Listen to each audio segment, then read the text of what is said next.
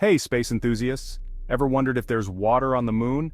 Well, NASA's Lunar Trailblazer mission, set to launch in 2024, is on a quest to unravel this mystery. This groundbreaking mission is managed by NASA's Jet Propulsion Laboratory and aims to map the different forms of water on the lunar surface. But why is this important? Let's dive in.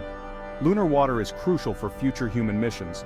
If we can uncover how water is distributed and how it changes over time, we can potentially use it as a resource.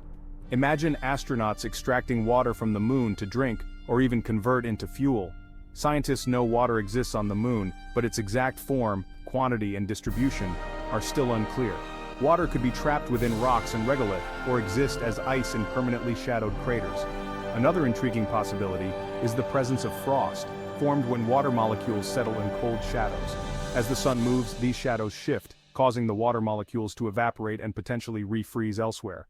To solve these mysteries, Lunar Trailblazer will use two advanced instruments to detect and map water in its various forms. This data will help scientists understand how the moon's surface temperature affects water distribution and how these forms change over time. Understanding lunar water is a game changer for long-term human presence on the moon. Lunar Trailblazer's findings could pave the way for sustainable lunar exploration and resource utilization. So, as we gear up for this exciting mission, stay tuned for more updates and discoveries from NASA's Lunar Trailblazer. The moon's secrets are waiting to be uncovered. Thanks for watching. Don't forget to like, subscribe, and hit the bell icon for more space exploration updates.